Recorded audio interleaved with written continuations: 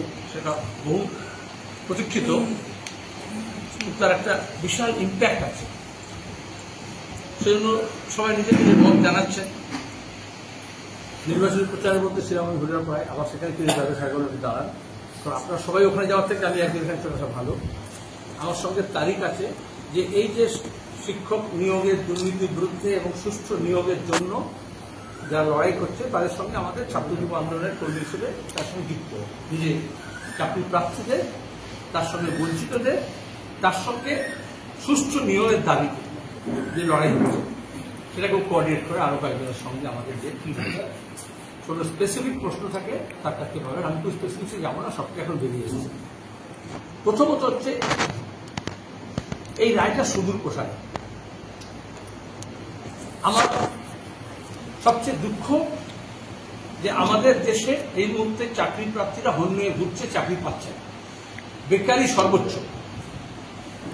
তার মধ্যে দাঁড়িয়ে পুলিশে, সেনাবাহিনীতে এবং শিক্ষকতায় কিছু নিয়োগ হয়। অন্য দপ্তর হওয়ার কথা ছিল, কিন্তু হাসপাতাল ঘুরছি, দেখছি ডাক্তার নেই। এখনই আমি এলাম আমাদের নওদা এবং হরিয়ারপাড়ার সীমানা এলাকায় একটা পোড়ো বাড়ির মতো হয়ে গেছে, যেটা আগে সচল ছিল। ইসলামপুর হাসপাতালে তাই দেখছি ডাক্তার, চিকিৎসক কর্মী কিছু নিয়োগ হচ্ছে না, যা হচ্ছে সব অ্যাডক হচ্ছে আর গ্রুপ ডি কিছু হচ্ছে।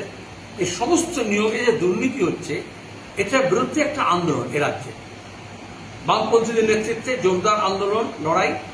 এবং দীর্ঘদিন এই চাকরি প্রার্থীরা, বঞ্চিতরা, যারা যোগ্যরা, সে টেট হোক, সে আপার প্রাইমারি হোক, সে শরীর শিক্ষা হোক, সে 9, 10, 11, 12 হোক, কলেজ হোক, পিএসসি হোক, মাদ্রাসায় হোক, যাদের চাকরি হওয়ার কথা ছিল, বামফ্রন্টের আমলে বছর বছর নিয়োগ হতো শিক্ষকতায়, হচ্ছে না। এক, দুই হচ্ছে বিশাল একটা ইন্ডাস্ট্রি, টাকা পয়সার বিনিময়ে নিলাম চাকরি, তার বিরুদ্ধে তারা লড়াই সংগ্রাম শুরু করে। আমরা রাজনৈতিক দলে ঝান্ডা নিয়ে যাইনি প্রথমে।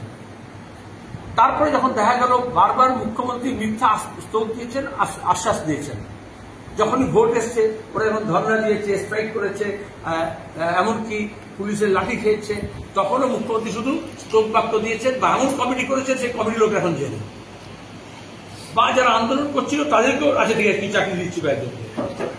দল বদলের একটা বড় কারণ হচ্ছে মমতা ব্যানার্জি এক একজনকে পঞ্চায়েত থেকে, জেলা পরিষদ থেকে, এমএলএ এমপিদেরকে কোটা দিয়ে দিয়েছিলেন যে তোমার পকেটে এতগুলো চাকরি, তোমার ঝোলে এতগুলো চাকরি, তারা চাকরি নিয়োগ করেছে। এমএলএরা বলেছে, প্রাক্তন এমএলএ বলেছে যে আমাদেরকে মুখ্যমন্ত্রী বলে দিয়েছেন। মুখ্যমন্ত্রী নিজে বলেছেন শুভেন্দুর ব্যাপারে, ওকে আমি চাকরি দিয়েছিলাম পূর্ব মেদিনীপুরে, বাঁকুড়া, পুরুলিয়া, ও সব চাকরি পূর্ব মেদিনীপুরের লোকজনকে দিয়েছে, বাঁকুড়া, পুরুলিয়া ছেলেকে বঞ্চিত করেছে। আচ্ছা কে চাকরি দেবে? আজকে এই যে 25,000-এর মতো মানুষ যারা শিক্ষকতা করছেন, এদের অনেকেই শিক্ষক হওয়ার যোগ্য, শুধু নয় তাদের যোগ্যতাই চাকরি পেয়েছেন বা পেতেন। তুই চাকরি গেল কেন? কারণ স্কুল সার্ভিস কমিশন সমস্ত অন্যায়টা করেছে মুখ্যমন্ত্রীর নির্দেশে, শিক্ষা দপ্তরের নির্দেশনায়। হাইকোর্টে যখন যাওয়া হয়েছে চাকরি প্রার্থীদের তরফ থেকে, বামপন্থী আইনজীবীরা যখন গিয়েছেন, মমতা ব্যানার্জি হাইকোর্টকে দোষী সাব্যস্ত করার চেষ্টা করেছেন। আইনজীবীদের যারা নিজের ক্লায়েন্টের মক্কেল নিয়ে লড়ছে তাদেরকে ভিলেন বানানোর চেষ্টা করেছেন। আজকের রায়ের প্রথম কথা হয়েছে এইসব মামলা সুযোগে নিয়োগ বন্ধ করা যাবে না, অথচ মুখ্যমন্ত্রী বছর পর বছর এমএসসি এবং এসএসসি নিয়োগ বন্ধ শুরু করেনি, এমএসসি তো তুলে দিয়েছেন মাদ্রাসা সার্ভিস কমিশন। তাহলে কেন নিয়োগ বন্ধ আছে তার উত্তর আজকে মামলায় পাওয়া গেছে। সরকার চাইনি। কেন চাইনি? কারণ সরকার যা নিয়োগ করেছে দুর্নীতির সঙ্গে যুক্ত করে করেছে, টাকা পয়সার বিনিময়ে চাকরি দিয়েছে। এই জন্য যদি দুর্নীতি না করতে পারে, যেহেতু আন্দোলন চলছে, বাইরে 14 জেল ভরো, যেহেতু যারা চাকরি প্রার্থী তারা আন্দোলন করছে, সংগ্রাম করছে, যেহেতু আদালতের নির্দেশে তদন্ত হচ্ছে, সিবিআই তদন্ত করছে, আপনার এখানকার একজন এমএলএ আপনি জানেন সেই ফোন জলে ডুবে গেছিল না, তারপরে এমপি স্ট্রোক হয়ে গিয়েছিল। তাহলে সরকার থেকে সবসময় মনে হয়েছে তৃণমূল থেকে প্রমাণ লোপাট করা, ফোনটা জলে ডুবে একটা প্রতীকী। আসলে কয়লা পাচার থেকে, গরু পাচার থেকে, চিট ফান্ডের কাণ্ড থেকে শুরু হয়েছে, পুলিশ প্রশাসনকে দিয়ে, ব্যুরোক্রেটসদের দিয়ে এবং তৃণমূল নেতাদেরকে দিয়ে তারা সাক্ষ্য সাবুত লোপাট করার চেষ্টা করেছে। আজকে এই যে 25,000 চাকরি গেল, এই জন্যই গেল, হাইকোর্ট বলেছিল বারবার, ডিভিশন বেঞ্চ বলেছিল যে আপনাদের কারা যতজন রেকমেন্ড করেছে স্কুল সার্ভিস কমিশন, তার থেকে এত বেশি লোক চাকরি করছে কি করে? তার নাম রেকর্ডে চাকরি পেয়ে গেল, তা কে দিল? তাহলে আপনারা লিস্ট দিন কারা যোগ্য, এই সমস্ত পরীক্ষা, লিখিত পরীক্ষা, ওএমআরসি যা যা আছে, ইন্টারভিউ প্যানেল, তার থেকে কারা কারা পেয়েছে উপযুক্ত তার লিস্ট দিন। স্কুল সার্ভিস কমিশন তালা পড়ে গেছে, স্কুল সার্ভিস কমিশনের লোক জেলে ঢুকে গেছে, স্কুল সার্ভিস কমিশন কোনো কাগজ দিতে পারেনি। তারপর উল্টো দিতে বলা হলো তাহলে অযোগ্য প্রার্থী কারা কারা পেয়েছে যাদের লিখে দিন। মুখ্যমন্ত্রীর নির্দেশে এগুলো দেওয়া হয়, কারণ মুখ্যমন্ত্রী জানেন এগুলো দিলে যেমন কাকুর ধরা সর ধরা পড়লেই ভাইপো ধরা পড়বে। তাহলে এই যে কালীঘাটে বসে একটা ইন্ডাস্ট্রি করা হয়েছিল নিয়োগে, সেটা ধরা পড়ে যাবে। তাহলে আমি আই ব্লেম স্কোয়ারলি চিফ মিনিস্টারকে, শিক্ষা দপ্তরও নয়, কারণ এই গোটা পরিকল্পনা করা হয়েছে নবান্ন থেকে এবং কালীঘাট থেকে, রূপায়িত করা হয়েছে তৃণমূলের দপ্তর থেকে। দুর্ভাগ্য, যাদের চাকরি গেল তাদেরকে বলা হচ্ছে টাকা ফেরত দাও, স্বাভাবিক যদি বেআইনি হয় দিও। কিন্তু এদের অনেকে আইনি পথে চাকরি পেতেন, আসলে ডকুমেন্টস দেয়নি, নিজে যেতে ফেসে যাবে, কার রেকমেন্ডেশনে কে দিয়েছে। কারণ পাকিস্তানে যে বলেছে মুখ্যমন্ত্রীর কাছ থেকে লিস্ট আসতো, ভাইপোর কাছ থেকে লিস্ট আসতো, তাহলে পিসি ভাইপো বাঁচার জন্য এদের চাকরি দেয়।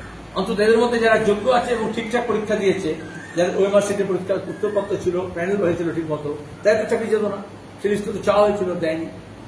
আর যারা অযোগ্য বা টাকা দিয়ে চাকরি হয়েছে, যাদের যাদের চাকরি হয়েছে তার থেকে 10 গুণ লোক টাকা দিয়েছে, যারা চাকরি পায়নি তাদেরকে, এবং যাদের এখন টাকা ফেরত দিতে বলা হচ্ছে তাদেরকে আমি বলবো, তারা যান তৃণমূলের নেতাদের নামে এফআইআর করুন,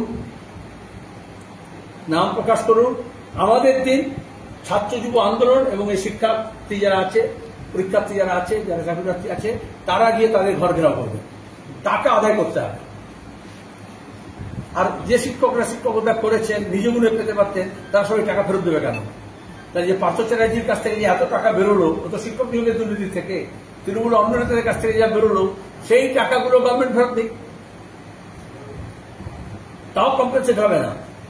এই যে বাকিরা যারা কাজ পেল না, তাদের মধ্যে একটা বড় অংশ তৃণমূলের লোক, তারা নাম প্রকাশ করুন, সরকার শ্বেতপত্র প্রকাশ করুন, করবে না, প্রমাণ হাইকোর্ট থেকে দেয়নি, কাগজপত্র দেবে করতে হবে, শ্বেতপত্র বলে কিছু নেই। মুখ্যমন্ত্রীর কাছে হোয়াইট লাইন ছাড়া আর কিছু হোয়াইট নেই, সব ব্ল্যাক। তৃতীয়ত, এই যে এতগুলো গরমের ছুটির পরে স্কুল যখন খুলবে, পড়াশোনা কি হবে, মাথা যখন খুলবে পড়াশোনা কি হবে? এটা এসএসসি, একই জিনিস এমএসসির ক্ষেত্রে হয়েছে। সুপ্রিম কোর্ট তো মমতা গিয়েছেন তদন্ত আটকানোর জন্য, দুটোই ক্ষেত্রে বেআইনি নিয়োগটাকে যথার্থ সাব্যস্ত করার জন্য। তাহলে এতদিন রায় অপেক্ষা করতে হতো না। আজকে এই নির্বাচনের মুখে রায়টা বেরোলো, আগে যদি সরকার কন্টেস্ট না করতো তাহলে তো রায়টা আগেই বেরিয়ে যেত, পথে পথে বাধা দেওয়া হয়েছে। আর নিয়োগকে স্থগিত করা রাখা হয়েছে। দ্রুত নিয়োগ করতে হবে, যোগ্যদেরকে নিয়োগ করতে হবে, স্বচ্ছতার সঙ্গে করতে হবে। আর সেটা হাইকোর্টকেই দরকার হলে একটা টিম তৈরি করে দিতে হবে, মানে কি একটা গ্রুপ অফ একাডেমিশিয়ানস যারা এসব কমপ্লিট পরীক্ষা দিতে পারে তাদেরকে দিয়ে। কারণ এখন তো স্টেট পাবলিক সার্ভিস কমিশনের উপর থেকে ভরসা উঠে গেছে, কারণ ওএমআরসিপ নেই, চাকরি জমা দেয়নি এমন লোক ভিডিও হয়ে আছে, সেই অফিসারদের যেটা করানো হয়েছে। তারপরে এই যে যারা, এটা তো প্রিজাইডিং অফিসার হয়েছে, এটা তো পঞ্চায়েতে ভোট লুট করেছে, তা অ্যাসেম্বলি পার্লামেন্ট নির্বাচন। তাহলে 16 থেকে যাদের নিয়োগটা এখন বেআইনি করা হচ্ছে, যারা বেআইনি পথে হেলো, আর তাদেরকে মমতা প্রত্যেকদিন বলেছেন আমি থাকলে তবে থাকবে চাকরি, তাকে রাখার জন্য তারা বাকি যাদের এমএলএ এমপি করেছে তারাও তো বেআইনি হয়েছে। এইরকম পুলিশ অফিসার যাদের যোগ্যতা নেই, এইরকম শিক্ষক যাদের যোগ্যতা নেই, এরকম সরকারি কর্মচারী যাদের যোগ্যতা নেই, এমনকি অফিসার, তারা অযোগ্যতার থেকে বেশি গুরুত্ব দিয়েছে যে একবার মমতা ব্যানার্জির স্নেহজন্মে থাকলে সে সবকুর মা। তাদের কাছে এই বার্তা আজকে যাওয়া উচিত স্পষ্ট, কেউ বাঁচাতে পারবেন না, মমতা ব্যানার্জি বাঁচাতে পারবেন না। সুতরাং এই বাংলার শিক্ষাকে রক্ষা করতে হবে, শিক্ষা প্রতিষ্ঠানকে রক্ষা করতে হবে, দ্রুত নিয়মিত নিয়োগ চালু করতে হবে। আর তা নাহলে দেখেছেন আজকে সোশ্যাল মিডিয়া ভাইরাল হয়েছিল সকালে যে বিনা পয়সায় পড়াবেন কে কে, 11-12 চালু হয়েছে, পাড়ায় যারা শিক্ষক মানুষ আছেন দুধে আগে 300 টাকা এরকম। তাহলে কোথায় গিয়েছে শিক্ষকতার জায়গা, শিক্ষকের মান মর্যাদার জায়গা? আমি সমস্ত শিক্ষকদের কাছে ক্ষমা প্রার্থী, কারণ মমতা ব্যানার্জিকে, শিক্ষামন্ত্রীকে, রাজ্য সরকারকে, এসএসসিকে, পিএসসিকে, সিএসসিকে সমালোচনা করতে গিয়ে অনেকেই শিক্ষকদের সম্পর্কে একটা ধ্যান ধারণা এরকম হয়েছে যে বোধহয় তারাই সব এরকম ভাবে করেছেন। বেশিরভাগ না, তারা সম্মান নিয়ে কাজ করছেন, অনেক কষ্টের মধ্যে কাজ করছেন, এবং এই 24 জনের মধ্যে অনেকেই যোগ্য আছে। কিন্তু হিন্দিতে একটা কথা আছে, গমের সঙ্গে গমের সঙ্গে যদি অন্য কিছু থাকে মেশানো, তাহলে সবটাই মিশে যায়, পিষে যায়। তাহলে এই বিষয়টা হয়েছে তৃণমূলের চুরি জোচ্চুরির জন্য। ভাইপো এবং পিসিকে গ্রেপ্তার করে সব টাকা উদ্ধার করতে হবে, কোনো সেটিং চলবে না। কারণ সবাই জানে এই সব টাকাটা পার্থ বলেছে 25% টাকা পেয়েছে, বাকি তো 75% তাদের কাছে আছে। ওই টাকাগুলো উদ্ধার করতে হবে।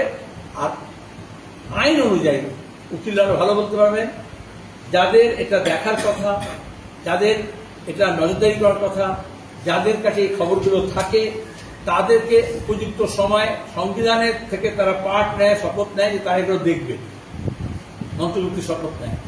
তাহলে তারা শুধু দেখেনি তা নয়, তারা উল্টোটা করেছে। এই জন্যই তাদের সংবিধান অবমাননা করা এবং অন্তর্ভুক্তির শপথের বিপরীতে কাজ করেছে বলেই তাদের জেলা উচিত। দাদা, এই যে আপনি বললেন না শিক্ষক চেয়েছেন বীরভূমে এরকম একটা স্কুলে ভাইরাল হয়েছে যেটা বললেন, তো এই যে আগে বছর বছর মানে আপনাদের সময় এসএসসি হতো বা নিয়োগ প্রক্রিয়া চলতো, এখন সেটা নেই। যারা চাকরি প্রার্থী তারা কোথায় যাবে? বর্তমানে শিক্ষা ব্যবস্থার কি হবে? যাদের জন্য এটা হয়েছে তাদেরকে সরাতে হবে, কান ধরে টেনে হিসেবে 14 তলা থেকে নিচে নামাতে হবে। তাহলে স্কুলও বাঁচবে, আমাদের ছেলে মেয়েদের ভবিষ্যৎ বাঁচবে, চাকরিও বাঁচবে এবং নিয়োগ প্রক্রিয়া চালু হবে। শুধু স্কুলে নয়, সমস্ত দপ্তরে। মুখ্যমন্ত্রীর কি এরপরও থাকা উচিত কি মনে হয়? উনি উচিত অনুচিতের কথা বিচার করেন, উনি তো মুখস্থি গালাগাল দেন। আজকে এটা বলার পরে আবার গাল দেবেন, আমার নামে গাল দেবেন, হাইকোর্টকেও গাল দিতে পারেন, উকিলদেরও গাল দিতে পারেন, তুমি প্রশ্ন করছো তোমাকেও গাল দিতে পারেন। দাদা, বাংলার সবুজ সাথী সাইকেল এখন দেখা যাচ্ছে বাংলাদেশের বাজারে এবং পাচার এখনো চলছে, এরকমটা দেখা যাচ্ছে। স্কুলে সাইকেল চলে গেছে, বইপত্র যে জানি তা তোমরা খুঁজে পাও না এখন।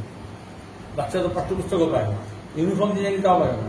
কালো বাজারি যখন হয়, স্মাগলিং যখন হয়, সবই পাচার হয়। তোমরা শুধু গরু পাচার দিয়ে পড়েছিলে, যে সাইকেলও পাচার হয় জানলে তো। আমি মূল কথাটা বলে দিয়েছি, আজকে এটাই ইস্যু। 25,000 শিক্ষক মানে যদি 5 জন একটা পরিবার হয়, 1,25,000 মানুষ। মমতা ব্যানার্জির অপদার্থতা, লোক, ভাইপো আর বেশি খাবো এবং সমস্ত কিছু আইনি ব্যবস্থাকে ধ্বংস করব। উনি এর চেয়ে ভালো ছিল যদি পকেট মারি করতেন, কারণ ডাকাত দল করে যদি ডাকাতি শুরু করতেন, এই রাজনীতি না করে, তাহলে এই অবস্থায় রাজ্য করতেন। ধন্যবাদ।